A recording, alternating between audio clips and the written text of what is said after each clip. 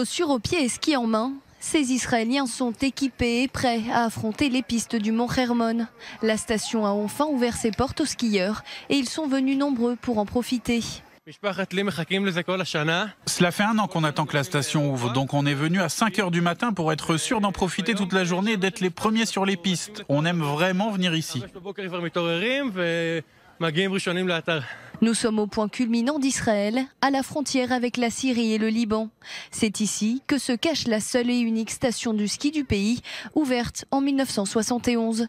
Située à plus de 2800 mètres d'altitude, la station dispose de 60 km de pistes, 10 remontées mécaniques, des restaurants. Les Israéliens s'essayent donc au ski et au snowboard. Je crois que c'est le seul pays au monde où les gens viennent voir la neige et viennent jouer dans la neige. Mais à partir d'un demi-mètre, 50 cm, alors là la saison commence, aujourd'hui.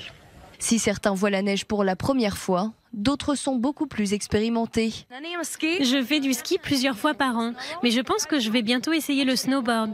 Je viens souvent ici et j'adore. Mais pour d'autres en revanche, le premier contact avec la neige semble plus difficile. Des cours de ski et de snowboard sont donc proposés.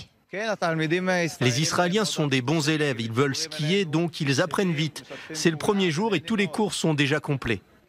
Ce sont les habitants du village de Neve Ativ, à quelques kilomètres de la station, qui sont les propriétaires du site. Le gouvernement israélien leur avait donné carte blanche pour créer une station de ski.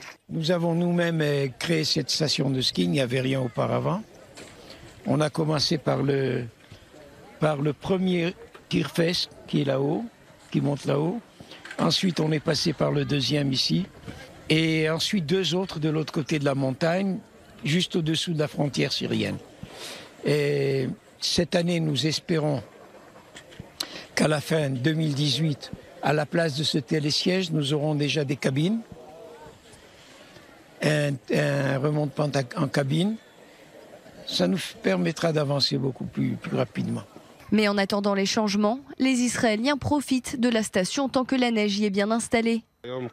On préfère venir ici qu'aller au travail. Il a beaucoup neigé et on peut skier, donc on en profite parce qu'on ne sait jamais jusqu'à quand la station va rester ouverte. 2, 3, 4 jours, ça dépend de la météo, donc on en profite au maximum. Vous le voyez derrière moi, la neige a totalement recouvert le Mont Hermon. Il y a environ plus d'1 mètre de neige et cette neige, elle était très attendue. Ici, en cette fin de mois de janvier, les Israéliens vont maintenant pouvoir profiter des pistes, mais il faut se dépêcher puisque le compte à rebours est lancé. Si les températures sont pour l'instant très basses, elles devraient très vite remonter ici dans le nord d'Israël. La station de ski du Mont Hermon devrait rester ouverte plusieurs semaines.